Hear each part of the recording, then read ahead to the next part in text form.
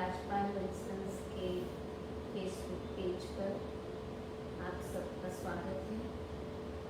और आज मैं रेखा सेठी सुभद्रा कुमारी चौहान की कहानियों पर आपसे बातचीत करूँगी। मैं आभारी हूँ मीरा जोहरी जी की, जिन्होंने मुझे आपसे बातचीत करने का एक मौका दिया। मीरा जी और मेरे बीच एक साझी कड़ी ये है कि हम दोनों दिल्ली विश्वविद्यालय के इंद्रप्रस्थ कॉलेज से पढ़े हैं। मैं अब इंद्रप्रस्थ कॉलेज में पढ़ा भी रही हूँ। ये बात कहना मुझे इसलिए ज़रूरी लग रहा है कि इंद्रप्रस्थ कॉलेज की स्थापना 1924 में हुई थी और जिस राष्ट्रीयता की बात हम सुभद्रा कुमारी चौहान की कहानियों के संदर्भ में करना चाहते हैं, इंद्रप्रस्थ कॉलेज ने उसके लिए एक बहुत बड़ी ज़मीन दी। स्त्री शिक्षा के साथ साथ स्त्री सामर्थ्य, स्त्री सशक्तिकरण में उसकी एक व्यापक भूमिका रही है। और ख़ास तौर पर आज़ादी की लड़ाई के दौरान इस कॉलेज की लड़कियों ने जो भूमिका निभाई वो काबिले तारीफ रही।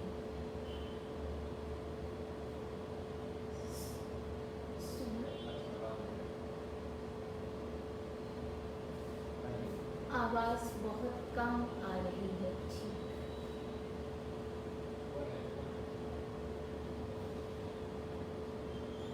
अब क्या बेहतर है? क्या कोई मुझे बता सकता है?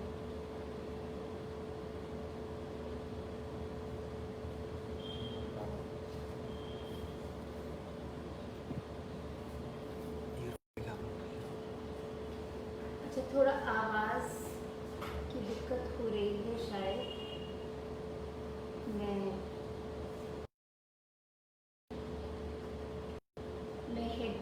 ईयरफोन्स के साथ यूज़ करती हूँ। माफ़ी चाहती हूँ।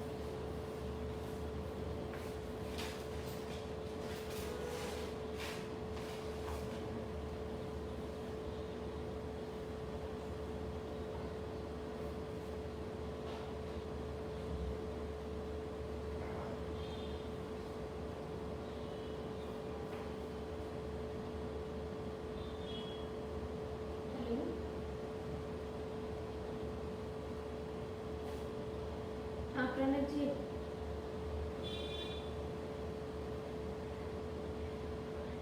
अच्छा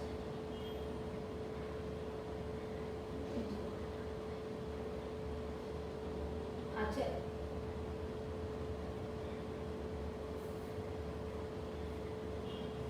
ठीक ठीक।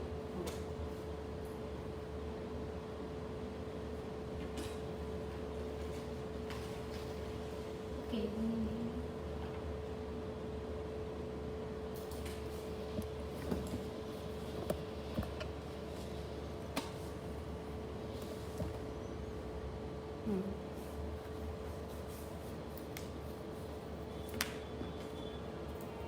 क्या अब मेरी आवाज़ आ रही है?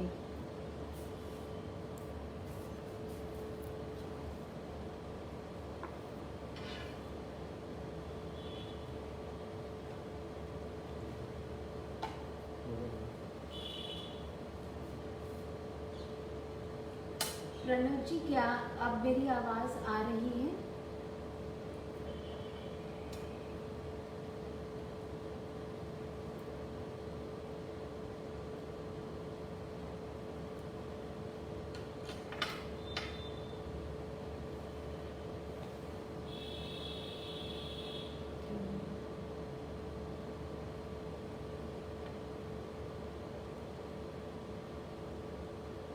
वॉल्यूम इज़ बेटर, लेकिन रेखा मासी लिख रही है कि बहुत कम है आवाज़।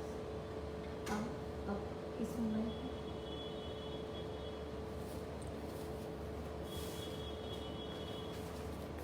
इसको लगाओगे कैसे?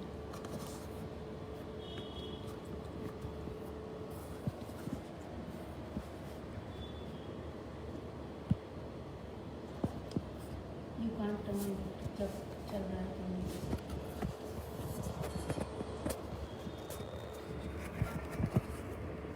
तो नहीं रहेगा। अच्छा चलो ठीक है, मैं कोशिश करूँगी थोड़ा ऊंचा बोलने की।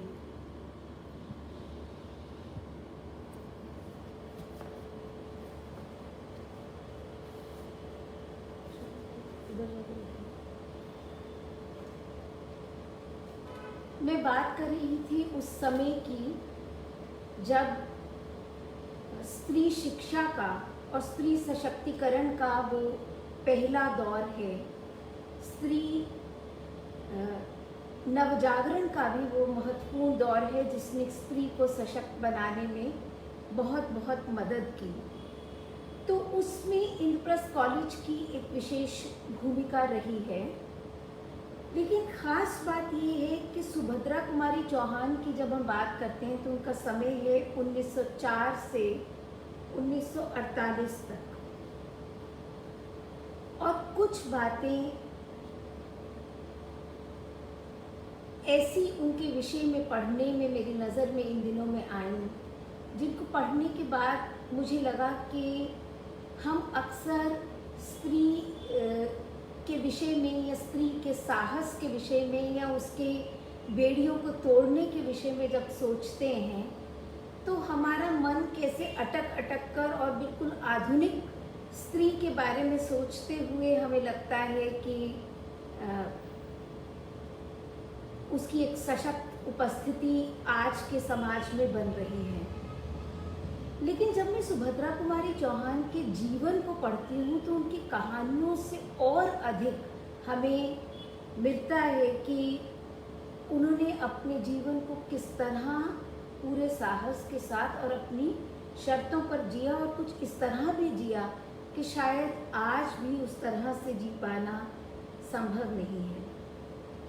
ये बहुत अच्छी बात है कि अगस्त के महीने में ये बातचीत हो रही है। आज़ादी का दिन निकट है, सारा देश उत्साह से झंडा फहराएगा। लेकिन अगर हम याद करें कि इस झंडा आंदोलन या झंडे को सत्याग्रह के रूप में जिन लोगों ने शुरुआत की, उस आंदोलन में जो स्त्री सबसे पहले सत्याग्रह के कारण गिरफ्तार की गई वो सुभद्रा कुमारी चौहान थी। झांसी की रानी, यह कविता लगभग आज़ादी के साथ, स्त्री की शक्ति के साथ पर्याय बन चुकी है। जब भी हम स्त्री की, किसी सशक्त स्त्री की बात करते हैं तो झांसी की रानी उसका रूपक बन जाती है। और बहुत बार ये विवाद भी हुआ या ये बहस भी चली कि खूब लड़ी मर्दानी, वो तो झांसी वाली रानी थी। क्या मर्दानी कहने से झांसी की रानी का जो रूपक है ये क्या हम स्त्री के साहस को स्त्री से ले रहे हैं? मतलब इस तरह की बहुत सी बातचीत हुई। लेकिन अगर हम जिसने ये रूपक गढ़ा है उसके बारे में सोचते हैं तो कैसे 18 बरस की उम्र में गर्भवती होते हुए वे इस आंदोलन में शामिल हुई।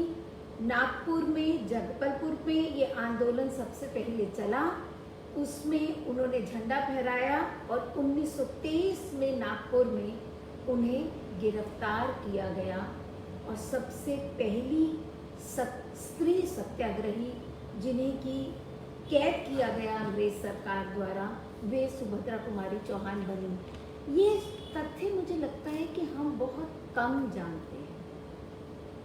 आज भी अगर आप विकिपीडिया पर ये खोजने लगे कि सबसे पहली जो सत्याग्रही जेल गई तो आपको रुक्मिणी लक्ष्मीपति का नाम मिलता है, जो 1930 में नमक आंदोलन के समय जेल गई थी।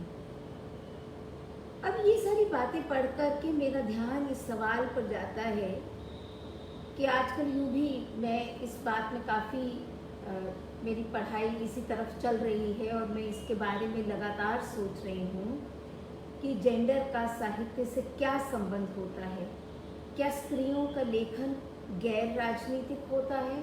क्या घर गृहस्थी से जुड़ी भावनापूर्ण बातें उनके हिस्से में ज़्यादा आती हैं? तो अगर इस नज़रिए से पढ़ना हो तो अपनी जो अग्रजाएं हैं उनके साहित्य को हम कैसे पढ़ेंगे? एक साथ बहुत सारे नाम याद आने लगते हैं। सुभद्रा कुमारी चौहान ने झंडा फहराया, अरुणा आसफ अली ने झंडा फहराया, अनेक और भी स्त्रियां जो इस आंदोलन में शामिल होती रहीं। लेकिन सवाल ये है कि ये जो उनका पॉलिटिकल करियर है, ये जो उनका कांग्रेस समिति की सदस्य रही लगातार और 2 बार विधानसभा का चुनाव जीती, इतनी छोटी उम्र उन्होंने पाई, लेकिन उसके बीच में विधानसभा का चुनाव जीती, प्रतिनिधि बनी, आगे बढ़कर राजनीतिक आंदोलन में हिस्सा लिया, बार बार जेल गई। तो ये सब उनकी कहानियों में किस रूप में आता है? मुक्तिबोध ने एक बड़ी खूबसूरत बात कही सुभद्रा कुमारी चौहान के बारे में।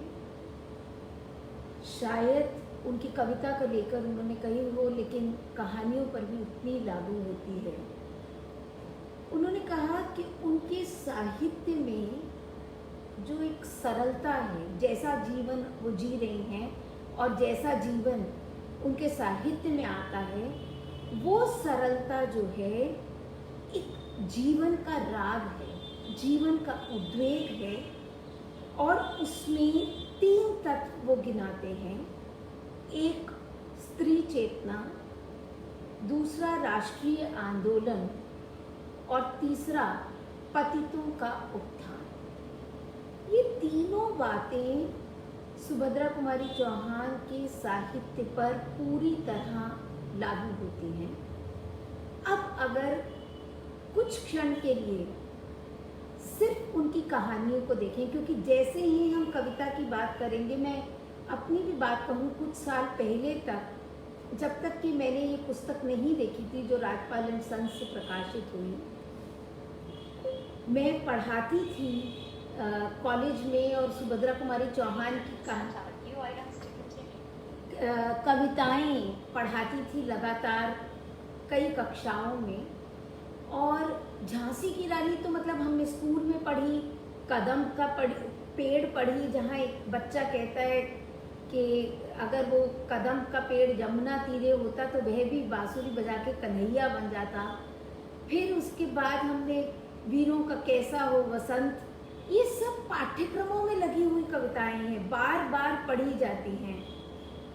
लेकिन एक मेरी छात्रा ने एक बार कक्षा में ये सवाल उठाया कि झांसी की रानी कविता लिखने वाली जो कवित्री थी, मैम उन्होंने इतने कोमल मन की और मातृत्व भाव की कविताएं कैसे लिखी? क्योंकि हम तो यही सोचते हैं कि अगर कोई स्त्री ऐसे ओज की, वीरता की कविता लिख रही है तो वो मातृत्व की कविता कैसे लिख सकती है? क्योंकि माँ होना मानो कोमल होना है, भावपूर्ण होना है, एक जिसे हम कहते हैं ना कि सॉफ्ट होना है, जबकि वीरता का संबंध ओज से है, तेज से है।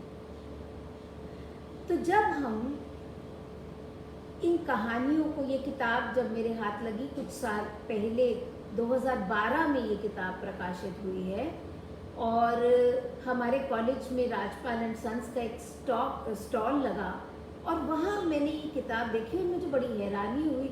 ये मेरी अल्पज्ञता ही है कि मैंने उससे पहले उसको इतने ध्यान से उसके बारे में नहीं पढ़ा था कि उनकी कहानियों पर मेरी नज़र पड़ती।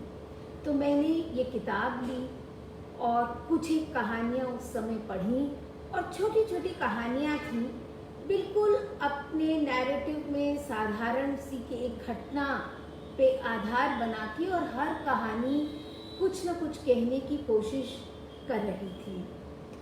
तो उन छोटी छोटी कहानियों को पलटते हुए जब मैंने अब की बार मीरा जी के कहने पर फिर से उन्हें देखना शुरू किया, तो 46 कहानियों में 88 कविताएं हैं और कुल मिलाकर उनकी 46 कहानियां हैं। एक बड़ा स्त्री संसार है। हर कहानी की को प्रमुख पात्र स्त्री ही है। मतलब आप मान के चलिए कि 80% कहानियों में, शायद 80% से भी ज़्यादा होगा, कि उन कहानियों में जो मुख्य पात्र है कहानी की, वह कोई न कोई स्त्री ही है।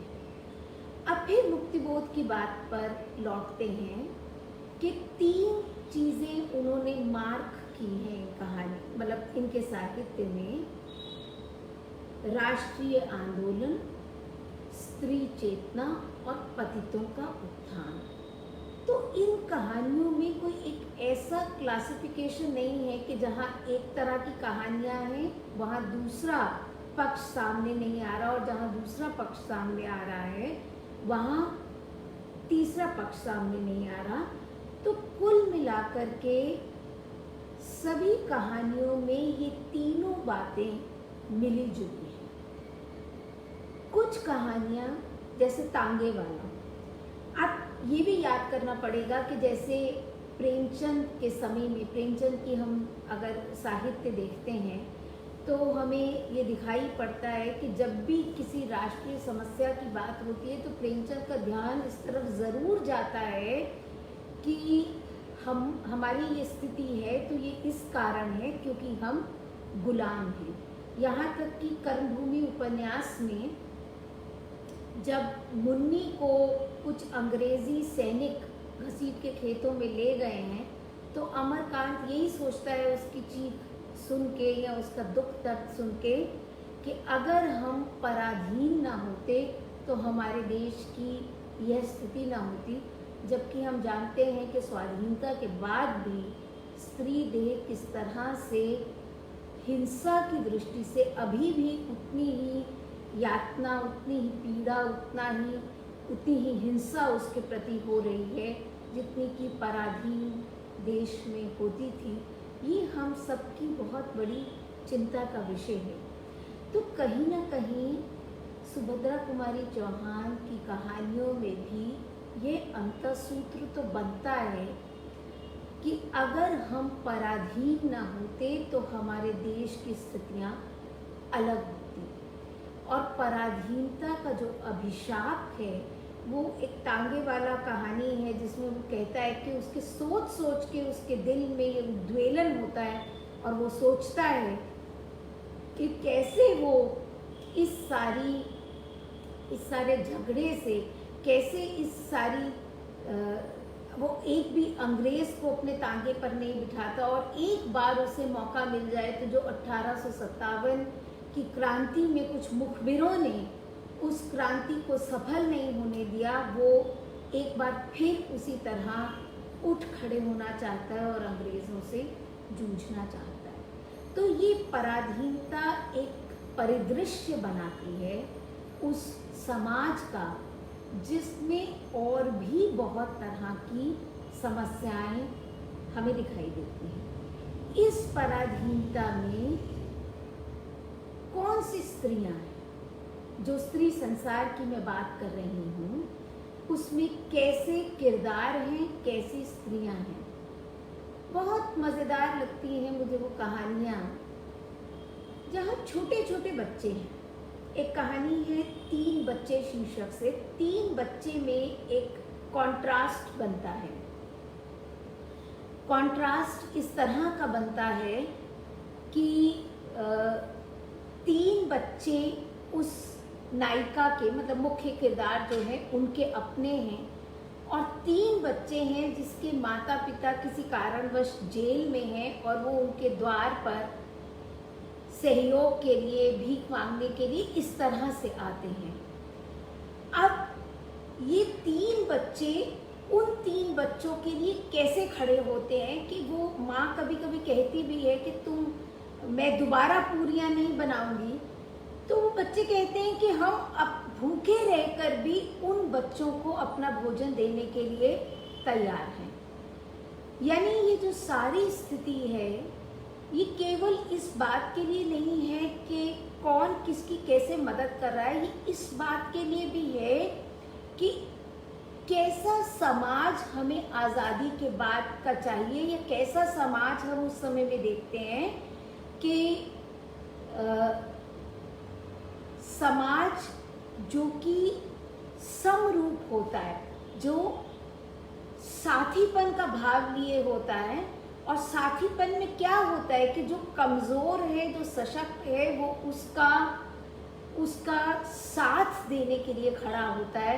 तो ये 3 बच्चे अगर उन 3 बच्चों के लिए खड़े होते हैं तो मुझे लगता है कि ये एक बहुत बड़ी सफलता है कि आप एक ऐसा समाज की परिकल्पना कर पा रहे हैं, आप एक ऐसा समाज सोच पा रहे हैं जहाँ एक दूसरे का हाथ पकड़ना सब लोग स्वीकार करते हैं और माँ अपने बच्चों को इस चीज़ की शिक्षा देती है। तो यानी इस कहानी का या इस समय का जो स्त्री पक्ष है वो उस नई पीढ़ी को स्थिति के लिए तैयार कर रहा है कि वो समाज में जहाँ भी असमानता देखें वहाँ साथ खड़े होकर उनकी सहायता के लिए। ऐसी कई कहानियाँ आती हैं, केवल एक ये 3 बच्चे की कहानी नहीं है, और भी कहानियाँ हैं जहाँ कहानी की जो मुख्य पात्र है वो सत्याग्रह के कारण जेल में है।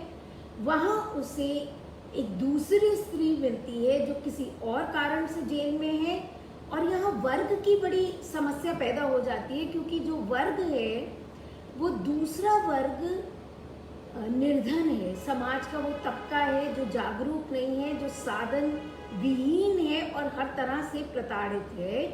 तो ये बच्चे एक तरफ खुश होते हैं कि उनकी माँ सत्याग्रही है और सत्याग्रह करने के कारण जेल जाती है।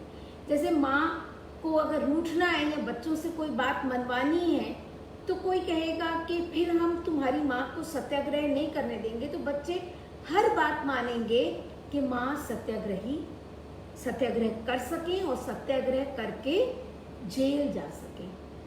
जिस समय सुभद्रा जी जेल जाती थी उस समय उनकी बेटी सुधा चौहान पर परिवार की जिम्मेदारी आ जाती थी, और सुधा जी ने अपनी माँ के जीवन पर एक पुस्तक लिखी है और उन्होंने इन कहानियों के बारे में कहा कि कहीं कहीं ये कहानियाँ जो हैं वो चोला बदल के आ जाती हैं।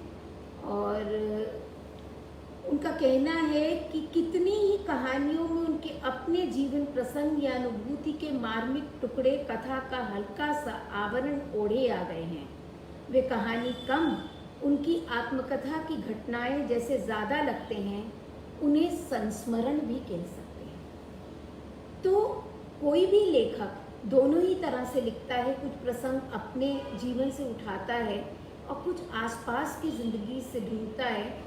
तो ऐसी कई कहानियाँ बनती हैं जिनमें सत्याग्रह करने के कारण जो मुख्य पात्र हैं वो जेल में है, और जो उसकी साथिन है जिसके बच्चे बाहर छूट गए हैं वो बहुत कष्ट में है अपने बच्चों के बारे में सोचते हुए।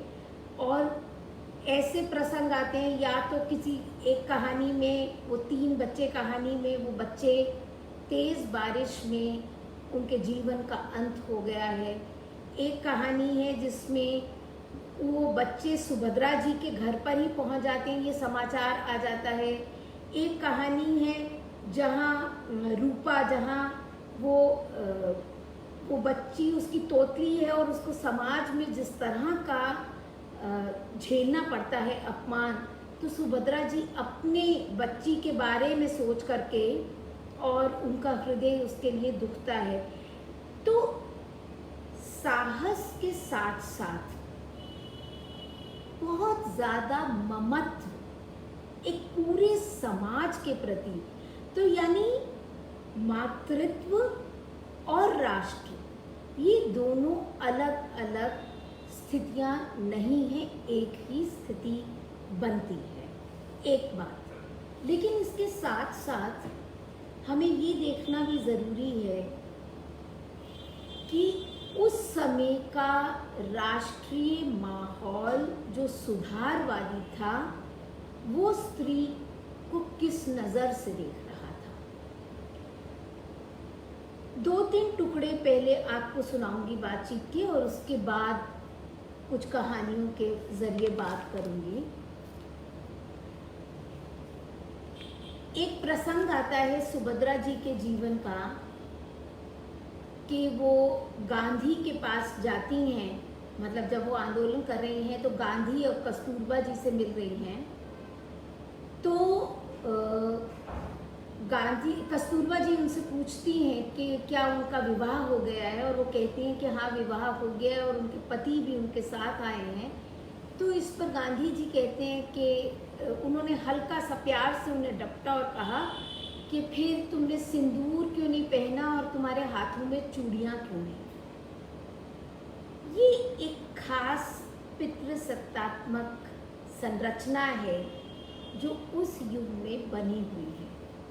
लेकिन सोचिए कि ज़रूरी नहीं है कि मतलब ना उन्होंने इस बात के लिए विरोध किया, ना तेज़ तेज़ कहा चीख पुकार करके कि वो इसको नहीं मानती हैं, वो उसको केवल हंसकर उन्होंने बात टाल दी।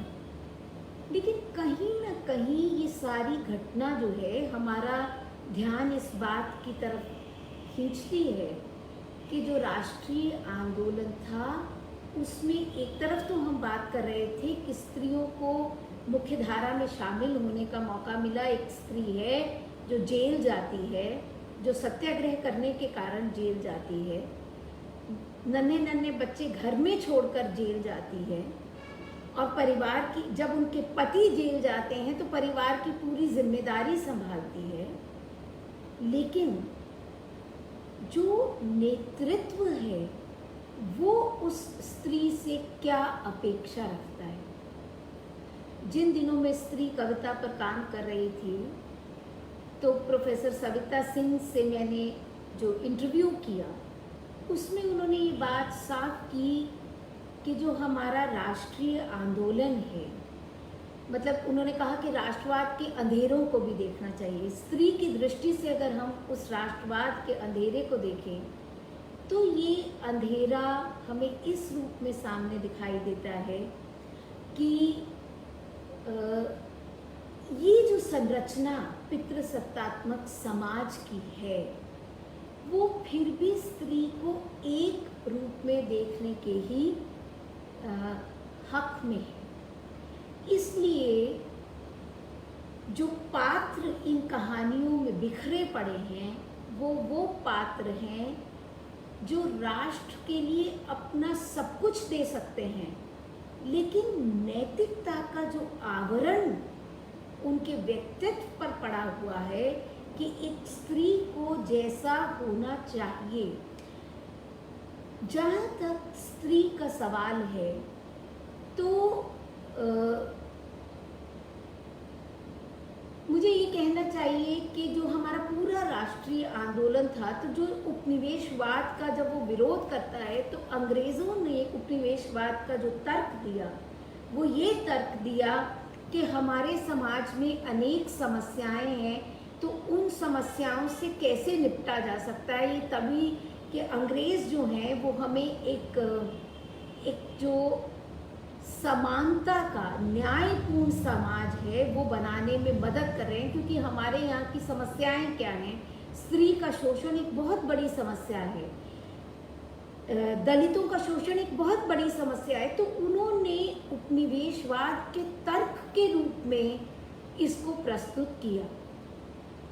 लेकिन अब समस्या ये है कि जो हमारा राष्ट्रीय आंदोलन है वो इस सारी स्थिति को कैसे प्रस्तुत करता है कि वो इस तरह प्रस्तुत करता है कि वो ये तर्क देता है कि हमारी संस्कृति, हमारा देश कैसे अंग्रेजी या पाश्चात्य सभ्यता से ऊपर है, कि वो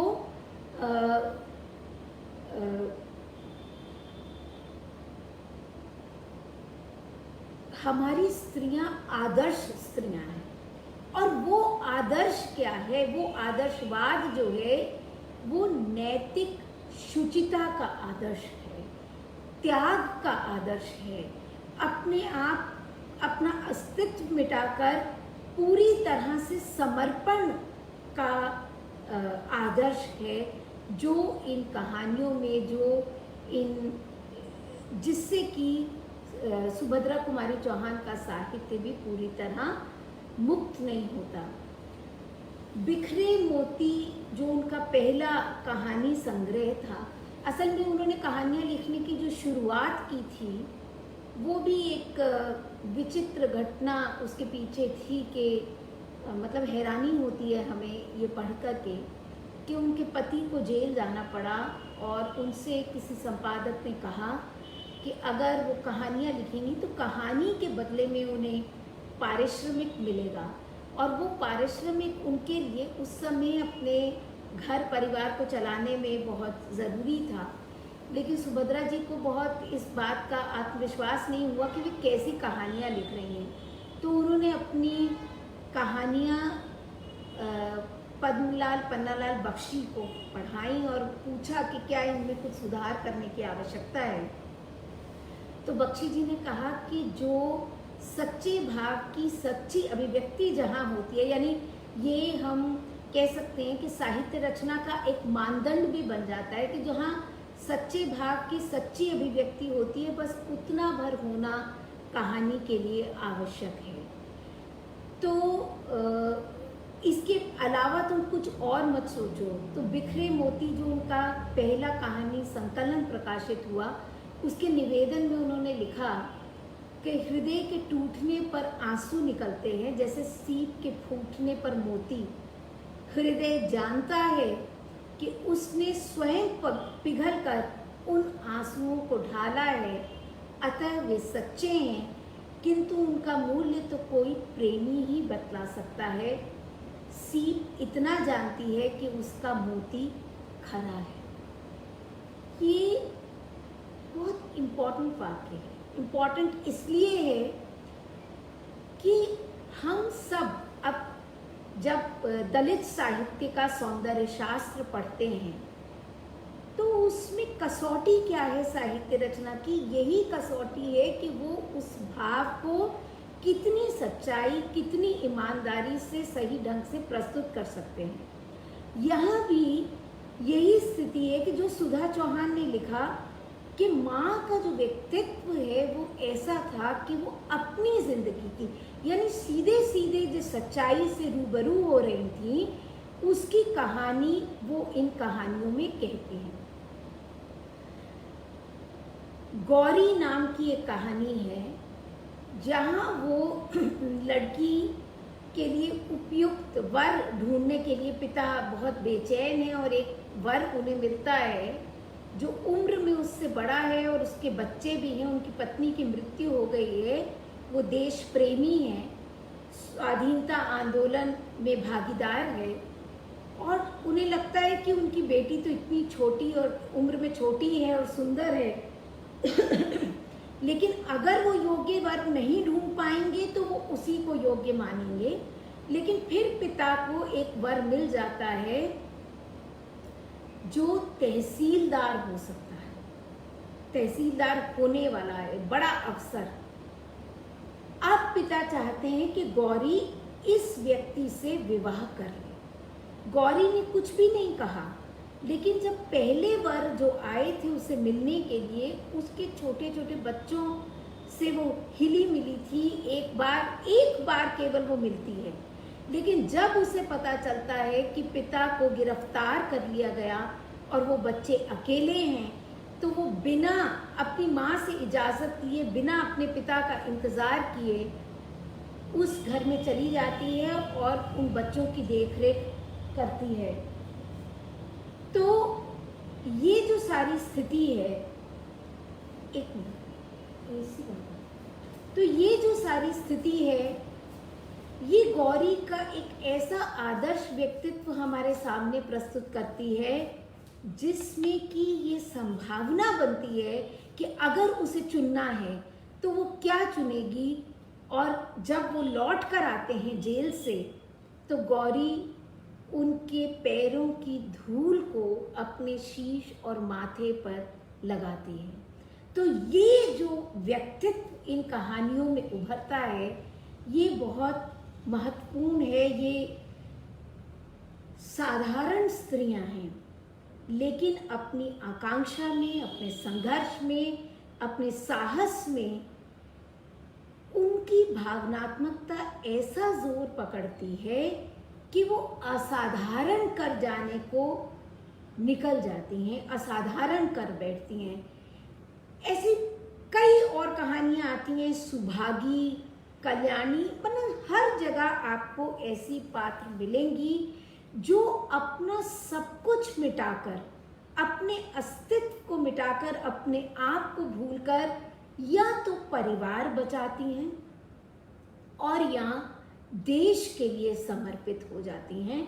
जिस परिवार में वो गई हैं सब कुछ उसकी भेंट कर देना। लेकिन जिस कहानी ने मेरा खास ध्यान खींचा वो कहानी है आहुति, और उसमें एक वाक्य है, वो वाक्य पढ़ते ही हमारी पूरी जो धारणा है स्त्री पक्ष की वो बदल सकती है। कुंतला एक कन्या है, उम्र में बहुत छोटी है, अनमेल विवाह हुआ है। राधे श्याम जी की पहली पत्नी की मृत्यु हो चुकी है, लेकिन कुंतला के सौंदर्य को देखकर उन्होंने जो ये इरादा किया था एक पत्नी व्रत होने का और फिर जीवन में कभी ना विवाह करने का, वो इरादा डोल जाता है और वो विवाह कर लाते हैं। और दूसरे विवाह, अब सुभद्रा जी ने जो लिखा जरा ये सुनिए। कहते हैं ढलती उम्र का विवाह और विशेषकर दूसरे विवाह की सुंदर स्त्री मनुष्य को पागल बना देती है। था भी कुछ ऐसा ही। कुंतला अपने जीवन से कुछ बेजार सी हो रही थी। वह राधे श्याम को किस प्रकार रोक सकती थी, किंतु वह तो उनकी विवाहिता पत्नी ठहरी, क्योंकि 7 भांवरे फिर लेने के बाद राधे श्याम को उसके शरीर पर पूरी मोनोपोली सी मिल चुकी थी ना। अब देखिए, जो नैतिकता स्त्री से ये डिमांड करती है कि वो हर हालत में यौन शुचिता को बनाए रखेगी और जरा सा उसका पैर फिसला नहीं कि ये अपवाद का विषय बन सकता है, उसी समय में विवाह के बंधन में उसके साथ जो अनाचार हो रहा है उसे वो कैसे जायज ठहराए। मुझे याद नहीं आता कि कोई ऐसी कहानी किसी और ने लिखी होगी जो स्त्री मन की ऐसी बात कह सकता हो। और सुभद्रा कुमारी चौहान की स्त्री चेतना पर जहाँ पूरी तरह राष्ट्रवाद के उस आदर्श का मुलम्मा चढ़ा हुआ है, वहाँ भी एक पंक्ति में वो ये बात रख देती हैं। और शायद इतनी कहानियों के बीच में ये कहानी पूरी तरह से स्टैंड आउट करती है, पूरी तरह से विलक्षण है। इसमें फिर आगे चलकर और जो बातचीत होती है वो ये होती है कि धीरे धीरे कुंतला अपना मन इस बात में लगाने लगती है कि वो साहित्य रचना करने लगती है। और राधे श्याम जो हैं, उनके एक मित्र हैं, वो उन मित्र से कहते हैं कि वो उसके लिखे को पढ़ लिया करें और थोड़ी उसकी सहायता करें। और थोड़ा सा उनसे आश्रय पा करके, थोड़ी सी सहायता पा करके कुंतला बहुत मतलब अच्छी साहित्य रचना करने लगती है, कविताएं लिखने लगती है, कहानियां लिखने लगती है और अपने मन में जो विचार आते हैं वो लिखने लगती है स्त्री जीवन को लेकर। ठीक वैसे ही जैसे कि ताराबाई शिंदे लिख रही थी जब वो स्त्री पुरुष तुलना कर रही थी। तो कुंतला ऐसी ही एक पात्र उस कहानी में नजर आती है।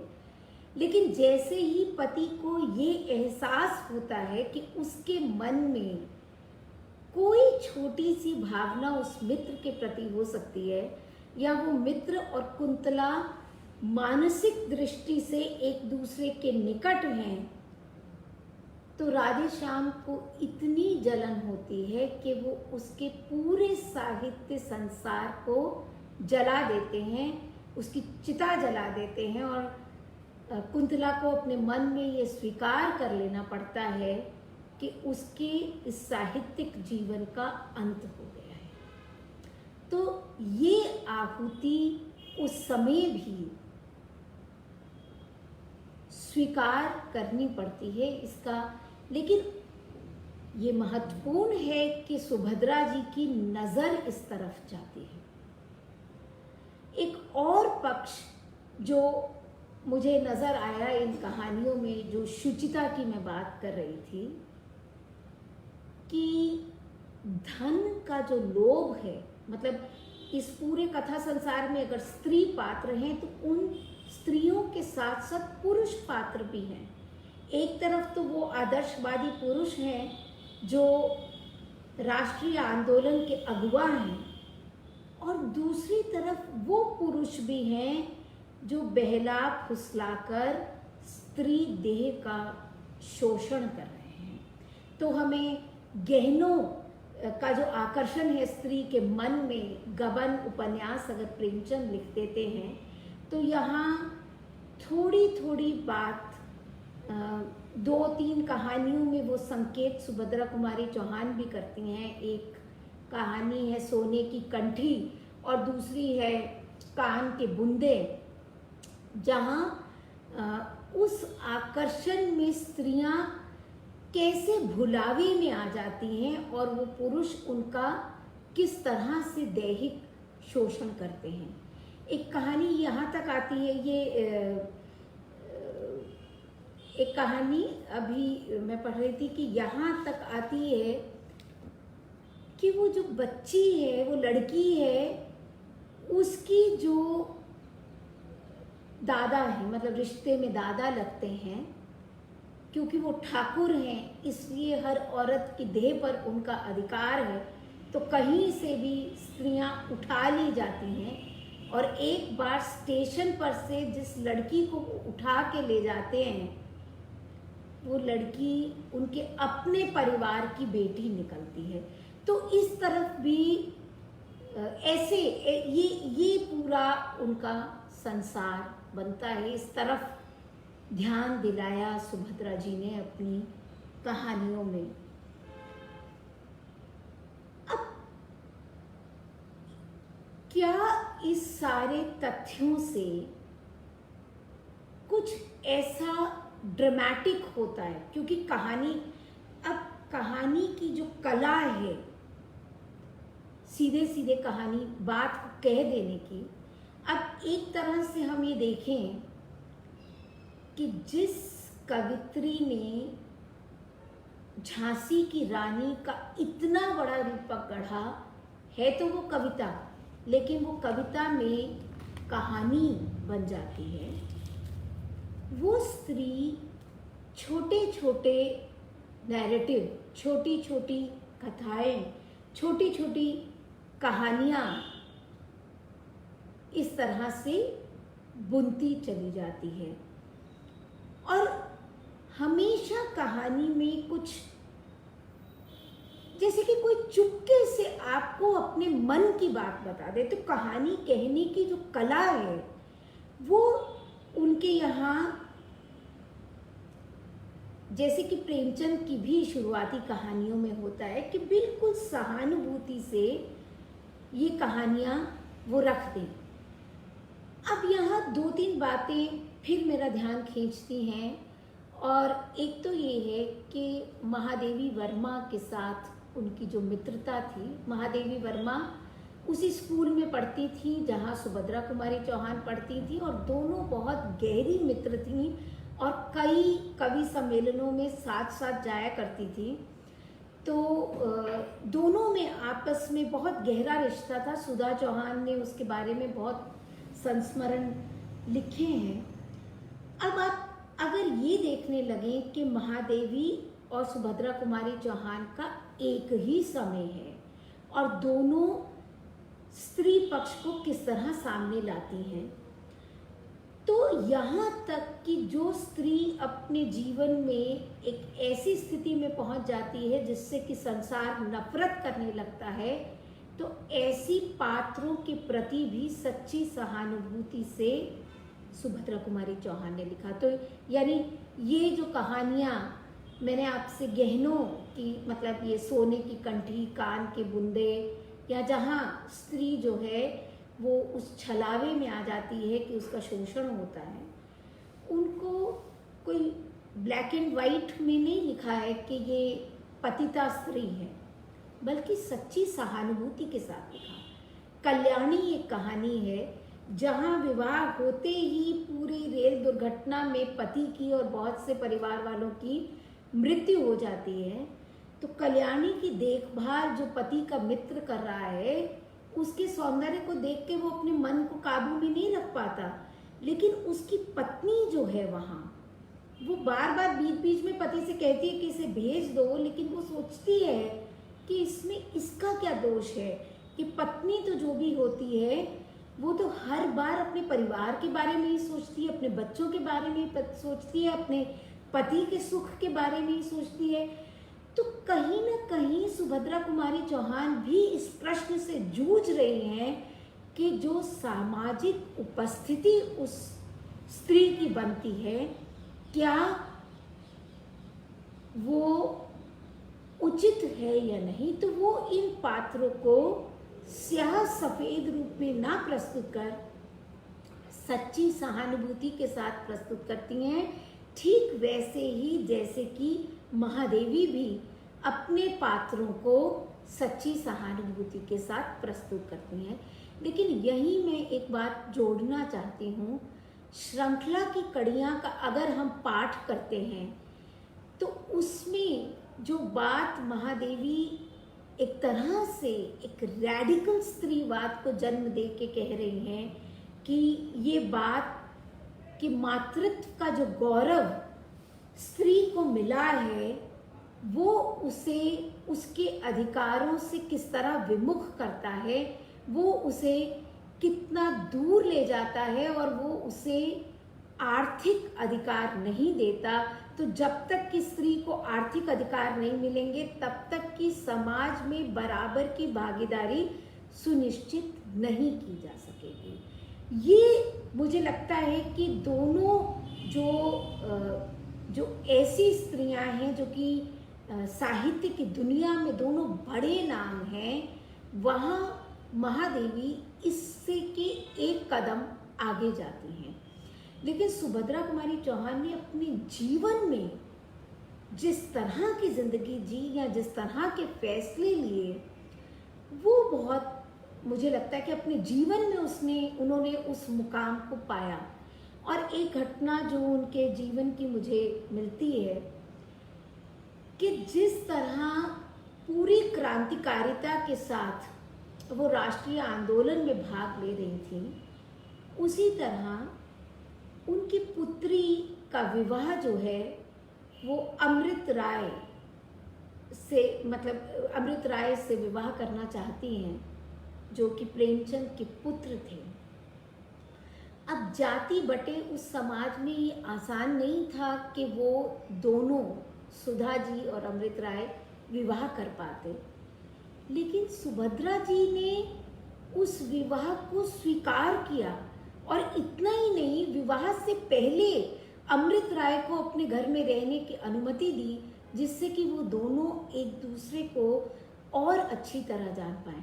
तो कहानी में जो साहस, कहीं मतलब इस तरह की कहानी वो नहीं लिख रही, लेकिन जीवन में वो दूरी जो है वो पूरी कर पा रहे हैं। जबकि प्रेमचंद अपनी कहानियों में स्त्री शिक्षा के बहुत बड़े पैरोकार होकर भी अपने जीवन में पाश्चात्य शिक्षा से विरोध होने के कारण अपनी बेटी को स्कूल नहीं भेजते या उसकी शिक्षा को उस तरह मतलब उनके मन में ये संकट रहा, या दहेज देकर पुत्री का विवाह उन्हें करना पड़ा अपने आदर्श के प्रतिकूल जाकर भी, मतलब वो अपने जीवन में जो साहस नहीं कर पाए, वो सुभद्रा कुमारी चौहान ने अपने जीवन में किया। तो मुझे लगता है कि एक बहुत बड़ी उपलब्धि होती है कि आप जो सोचते हैं तो समाज की नैतिक मर्यादाओं को कहानियों में उनके पात्र निभाते हुए भी जीवन में वो ये कदम ले पाती हैं। अब अगर हम ये जो दो अलग अलग पक्ष हैं, एक स्त्री जीवन का पक्ष और एक राष्ट्रवाद का पक्ष, अगर हम इन दोनों को साथ मिलाकर देखते हैं तो पूरी कहानियों में या जिस नैतिक मर्यादा की मैं बात कर रही हूँ, वो नैतिक मर्यादा उस राष्ट्रीय चिंतन से ही पुष्ट होती है। ये जो समर्पण का भाव है स्त्री में, हर समय मिट जाने का भाव है, ये जो युग की भावना है, उत्सर्ग की भावना, प्रसाद भी जिस स्त्री को श्रद्धा के रूप में देख रहे हैं, ये जो पूरी भावना है ये उन कहानियों में भी आती है और लगातार आती है। तो शमशेर बहादुर सिंह ने कहा कि ये जो आदर्शवाद है सुभद्रा जी की कहानियों में एक तरह का, वो आदर्शवाद राष्ट्रीय हलचलों से ही बंधा हुआ था।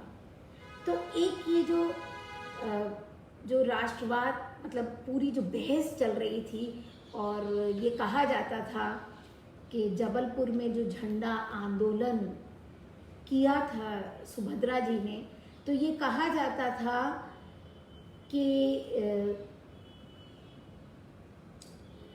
ये देश के लिए जो राष्ट्र का संकल्प है, जो इन औरतों ने ये जो उठाया है, ये उनके चारित्रिक उत्कर्ष का ही एक पक्ष है।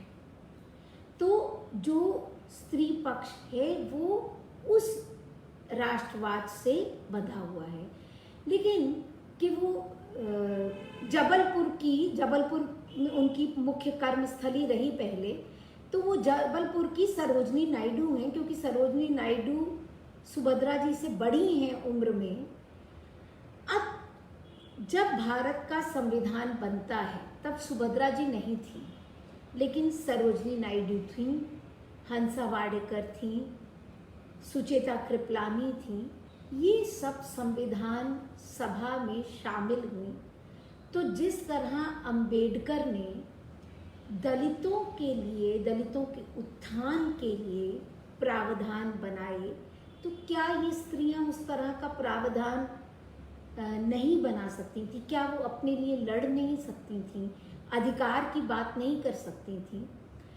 तो वहाँ उन सारी बहसों को अगर पढ़ें तो सरोजनी नायडू ने एक जगह कहा कि हम किसी तरह का रिजर्वेशन नहीं चाहते, हम उस तरह के अधिकार नहीं चाहते, हम तो केवल इतना चाहते हैं कि हमारा सम्मान हो। इसी सवाल के जवाब में सविता सिंह ये सवाल पूछती हैं कि अगर आप ये चाहते थे कि आपका सम्मान हो, तो यानी कुछ ना कुछ ये रहा होगा जिसमें आपको लगा होगा कि स्त्री का सम्मान नहीं हो रहा, तो क्यों इन स्त्रियों ने उस बात को खुलकर नहीं कहा? और अगर वो कहीं मिलता है चिंतन के स्तर पर, अभिव्यक्ति के स्तर पर, तो महादेवी के श्रृंखला की कड़ियाँ में वो धारणाएं, जैसे वो इस पूरे सामाजिक संरचना को तार तार करती हैं, जो स्त्री को मातृत्व का दर्जा देके, स्त्री को आदर्श पुत्री का दर्जा देके, आदर्श पत्नी का दर्जा देके उससे वो अधिकार छीन लेता है। तो ऐसी कोई कहानियों से मैं नहीं गुजर पाई इन कहानियों को पढ़ते हुए भी, जहाँ इस तरह से अपने अधिकार हासिल करने की या चिंतन के स्तर पर ये प्रस्तावना करने की कि झांसी की रानी की तरह जो पूरे समाज को और सत्ता को बदल कर सकती है, ऐसी ऐसी मतलब कहानियाँ मेरी नज़र से नहीं गुजरी। लेकिन इतना तो अवश्य है कि जो हलचल उनके मन में रही स्त्री को लेके या स्त्री के शोषण को लेके और स्त्री की भूमिका को लेके राष्ट्र निर्माण में, वो इन कहानियों में हमें मिली। और ये कोई छोटी बात नहीं है कि उस समय में आपने इस तरह की स्त्रियों को प्रस्तुत आप कर रही हैं। तो ये मुझे लगता है कि सुभद्रा कुमारी चौहान की कहानियों की एक बहुत, मतलब एक तरह से हम ये कह सकते हैं ये कहानियाँ एक तरह का कोलाज है कि अगर आप अलग अलग कहानियों को एक साथ रख के भी देखें तो एक ऐसी स्त्री का बिंब हमारे सामने आ जाता है। दूसरी बात कि जो सुभद्रा जी कह रही हैं कि वो सच्चे मन की सच्ची अभिव्यक्ति हैं, ये उन कहानियों की सार्थकता है। तो थोड़ी सी बात हमें उनकी भाषा पर भी करनी चाहिए कि इन कहानियों की भाषा क्या है। सहज भाषा तो है, लेकिन कहानियों में कहानीपन भी है। कहानी की संरचना बहुत जटिल संरचना नहीं है कि तह दर तह उसमें से आप अनेक बातें निकाल सकें, उस तरह की संरचना नहीं है। कहानी की संरचना बिल्कुल सीधी सादी खरी संरचना है।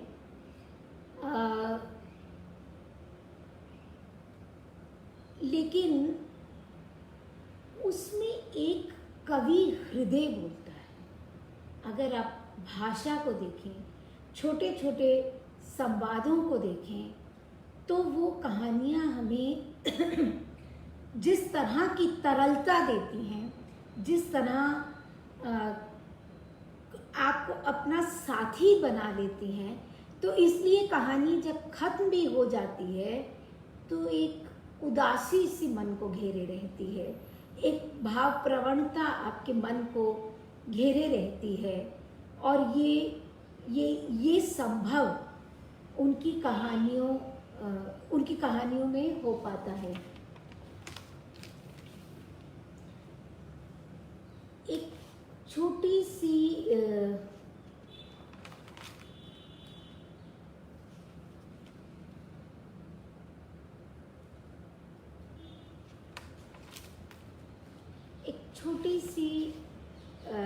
कविता की एक पंक्ति में पढ़ना चाहती हूँ, जिसकी तरफ हमारा शायद कम ध्यान गया। ऐसी कविताएं तो हमने काफ़ी पढ़ी कि जहाँ एक जगह वो कहती हैं कि भाई अगर पुरुष सामने ना आए तो स्त्रियों को सामने आना चाहिए और इस आज़ादी की लड़ाई में लड़ना चाहिए। लेकिन एक छोटी सी जो कविता मेरे नज़र से गुजरी, तुम कविता के प्राण बनो, मैं उन प्राणों की आकुलता, निर्जन वन को मुखरित कर दे प्रिय, अपना सम्मोहन गान। तो भाव की जो सत्ता लगभग छायावादी शैली में इस कविता में मिलती है। हमारा ध्यान क्योंकि झांसी की रानी की तरफ गया, वीरों का कैसा हो वसंत की तरफ गया, तो ऐसी भाव प्रवण कविताओं की तरफ गया ही नहीं सुभद्रा कुमारी चौहान की, जो अपने आप में उनकी भाषा की लयात्मकता और भाव प्रवणता को लगभग जैसे कि छायावाद की कविता है, तो वैसी भावुकता, वैसी भाव प्रवणता, वैसी तरलता, वैसी ही मोती की आभा जिसे प्रसाद कहते थे, वैसी कविताएं भी उन्होंने लिखी। और मुक्तिबोध की ही पंक्ति से अगर मैं अंत करना चाहूँ, जो कविता और कहानी दोनों पर लागू होती है, कि उनकी शैली में वही सरलता है, वही अकृत्रिमता और स्पष्टता है जो उनके जीवन में है। तो ये सारी बातें एक साथ एक कहानीकार में नज़र आती हैं, और ये तभी संभव हो सकता है जब हम उसके समस्त रचना कर्म को साथ साथ रख के पढ़ते हैं। तो जैसे मैंने कहा कि कहानियाँ एक कोलाज बन जाती हैं कि एक दूसरे का संदर्भ बनता है। तो इन्हीं बातों के साथ मैं कहूँगी कि मेरा जो अनुभव है सुभद्रा जी की कहानियों को पढ़ने का, वो मैंने आपके साथ साझा किया। इसमें और भी बहुत सी चीज़ें मन में उठ सकती हैं, उन अलग अलग पक्षों पर भी बातें हो सकती हैं और बातचीत चलती रहेगी। और प्रणव जी का इशारा हो रहा है कि समय पूरा हो गया है। एक दो छोटे छोटे सवाल हैं, अगर कहें तो उनका जवाब दे दूं। कि एक मेरी छात्रा ही है और उसने दो बड़े महत्वपूर्ण सवाल रखे हैं, मुझे बहुत अच्छा लग रहा है। और एक तारावती मीना जी ने एक सवाल रखा है। वो सवाल तारावती जी ने तो उस कहानी के संदर्भ में रखा, आहुति के संदर्भ में, कि पति ने जो किया क्या वो सही था या नहीं। ना तो जिंदगी में सीधे जवाब होते हैं, ना साहित्य में सीधे जवाब होते हैं। कोई भी ये नहीं मान सकता कि पति ने जो किया वो सही था, लेकिन स्त्रियां ऐसी बहुत सी घटनाओं, ऐसी बहुत सी स्थितियों के हमेशा उनको रूबरू होना पड़ा है, इसमें भी कोई संदेह नहीं है। तो यहाँ सवाल ये है कि सुभद्रा जी ने उस सच्चाई को अनावृत किया या बिना किसी पर्दादारी के उसे सामने रखा, ये महत्वपूर्ण है। दूसरा जो मेरी छात्रा ने सवाल पूछा कि सुभद्रा कुमारी चौहान की जो कहानियाँ हैं ये या कविताएं हैं, ये स्त्री आंदोलन को कैसे पुष्ट करती हैं। वो ये उसके मन में ये सवाल क्यों आ रहा है, क्योंकि अगर ये कविताएं एक रैडिकल परिवर्तन की बात नहीं कर रही हैं तो क्या ये सहायता करती हैं या नहीं। तो मेरा जवाब इसमें ये है कि सहायता करती हैं, क्योंकि स्त्री के लिए लिख पाना भी, जैसे कुंतला का हश्र होता है कि पति जो है वो ईर्ष्यावश उसका सारा लेखन जला देता है, लेकिन यहाँ कुछ औरतें हैं जिन्होंने साहसपूर्ण जिंदगी में कदम उठाया और वो लिख सकीं, ये भी उनके होने का, उनके अपने वजूद का प्रमाण है। तो यानी स्त्री का लिखना भी एक तरह का सशक्तिकरण है। और फिर उसने एक कहानी का जिक्र किया है, वो कहानी है वेश्या की लड़की। तो उसको वो वैश्य की लड़की लिख रही है। मेरे हिसाब से कहानी वेश्या की लड़की है। ये कहानी वेश्या की लड़की है। तो जहाँ उसका वो चित्रण उन्होंने किया है, तो ये जो सारी सिर्फ वेश्या की लड़की नहीं, ऐसी और भी दो तीन कहानियां हैं। जैसे मालिन की लड़की है, जो तीसरे पक्ष की बात रह गई, जिसे मुक्तिबोध कह रहे हैं कि जो ऐसे पतित समाज का हिस्सा होती है तो वो उसका कैसे उत्थान करती हैं। जैसे मालिन की लड़की है, वो संभ्रांत परिवार में जहाँ वो मालिन है, वो उस राजा जी के घर में पली है, बड़ी हुई है। तो पलना, बड़े होना, उनके दया पर जिंदगी में कुछ बन जाना, वो तो एक पक्ष होता है। लेकिन इस कहानी में वो दिखाती हैं कि वो उस घर की बहू भी बनती है। उनका बेटा प्रेम प्रस्ताव करता है और वो स्वीकारी जाती है। तो ये जो कहानी कह पाना है, ये परिवर्तन, या ये जो मैं इन सब कहानियों को इस तरह देखती हूँ कि एक स्थिति वो है जो जैसा समाज है उसका चित्रण उन कहानियों में होता है, और दूसरी वो परिकल्पना है जो कैसा समाज वो देखती हैं स्वाधीनता के बाद, उसका चित्रण उन कहानियों में होता है। तो ये जो छोटी छोटी कहानियाँ ऐसी नज़र आती हैं, मुझे लगता है कि ये इनको बहुत ध्यान से पढ़ा जाना चाहिए, क्योंकि ये जो इनका अंतर पाठ है कि वो एक समावेशी चरित्र जो समाज का बनता है, वो भी इन रचना कलाकारों का एक योगदान है जो इस समाज में होता है। छोटा सा एक सवाल और है,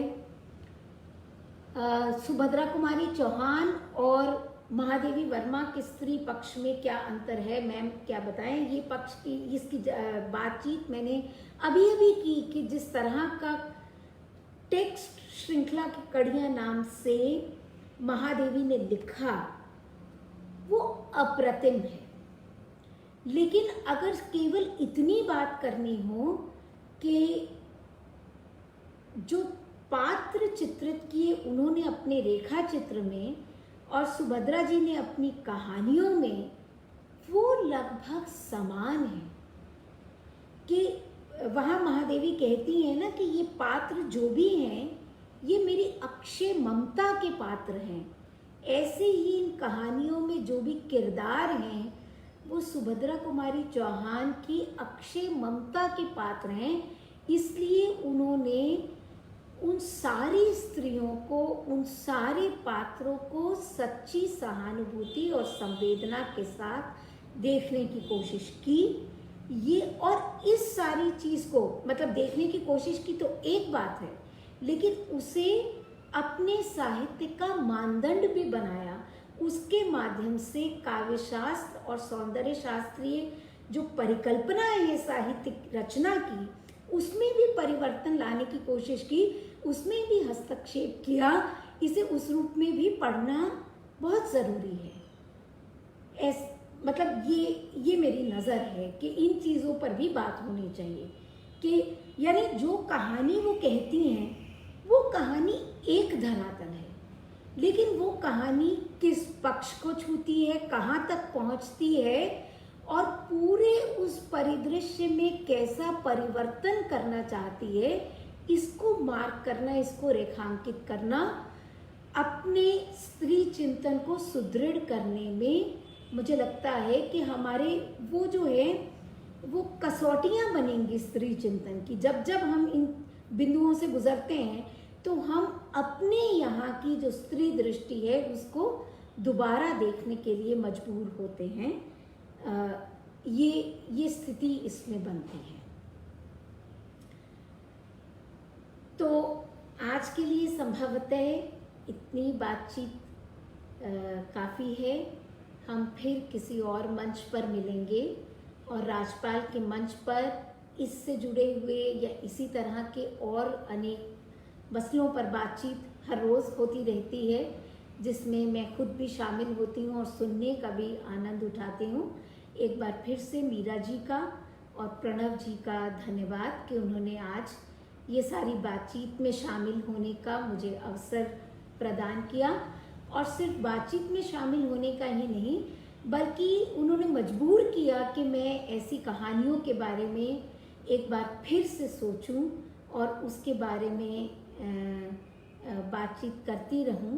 एक और छोटा सा सवाल आ गया कि सुभद्रा कुमारी चौहान कहानियों में मातृत्व और राष्ट्रीयता का जो सामंजस्य है, जहाँ से मैंने बात शुरू की थी, ये वही सवाल है। एक्चुअली पहले मैंने यही बात शुरू की थी कि राष्ट्र आंदोलन में भाग लेने का जो है, तो अगर आप चाहें तो आप मेरे फेसबुक पेज पे भी जुड़ सकते हैं और वहाँ ये सवाल जवाब अपने भेज सकते हैं। मैं आपको वहाँ भी उत्तर दे सकती हूँ, या राजपाल के पेज पर भी आप ये सवाल भेज सकते हैं और फिर हम इन पर बातचीत जारी रख सकते हैं। आज के लिए आप सबका जुड़ने के लिए बहुत बहुत आभार, धन्यवाद, नमस्कार।